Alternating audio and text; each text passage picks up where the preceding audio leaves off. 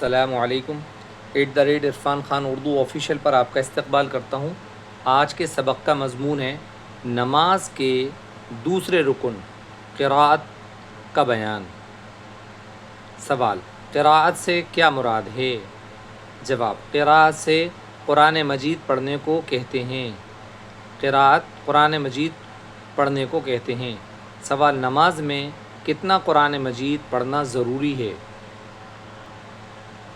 جواب: کم از کم ایک آیت پڑھنا فرض ہے اور سورہ فاتحہ پڑھنا واجب ہے، اور فرض کی پہلی 2 رکعتوں اور نماز وتر اور سنت اور نفل کی تمام رکعتوں میں سورہ فاتحہ کے بعد کوئی اور سورہ یا بڑی 1 آیت یا چھوٹی 3 آیتیں پڑھنا بھی واجب ہے۔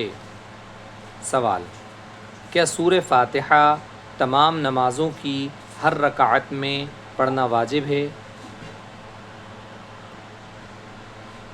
جواب: فرض نماز کی تیسری رکعت اور چوتھی رکعت کے علاوہ ہر نماز کی، خواہ وہ فرض نماز ہو یا واجب یا سنت یا نفل، ہر رکعت میں سورہ فاتحہ پڑھنا واجب ہے۔ سوال: اگر کسی کو 1 آیت بھی یاد نہ ہو تو کیا کرے؟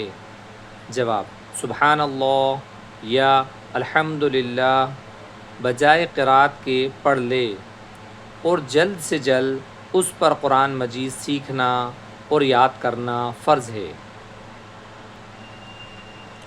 قراءت فرض کی مقدار یاد کر لینا فرض اور واجب کی مقدار واجب ہے، اور نہ سیکھنے میں سخت گنہگار ہوگا۔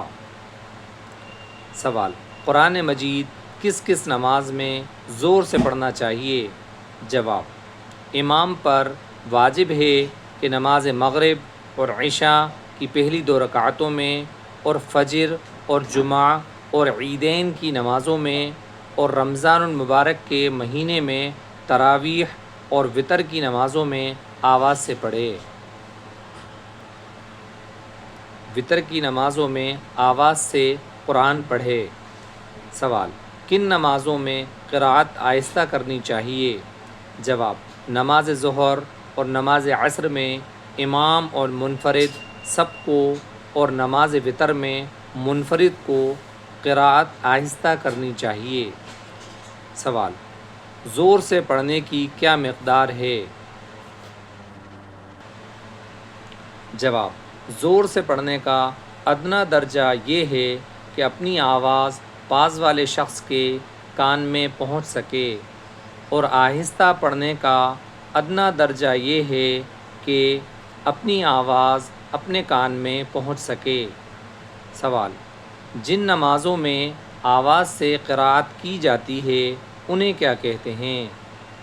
جواب: انہیں جہری نمازیں کہتے ہیں، کیونکہ جہر کے معنی زور سے پڑھنے کے ہیں۔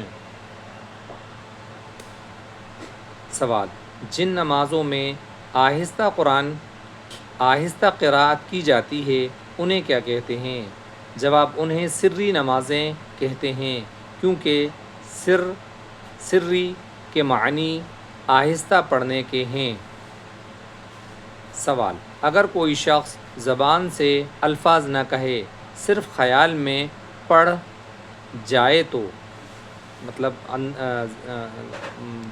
بغیر آواز سے اندر ہی اندر دل میں پڑھ جائے تو جائز ہے یا نہیں؟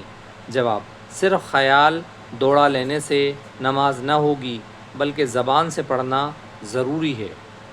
انشاءاللہ اس کے بعد نماز کے تیسرے رکن کے بارے میں ویڈیو بنائیں گے۔ تب تک آپ اس ویڈیو کو اچھے سے یاد کریے گا، سمجھیے گا۔ السلام علیکم۔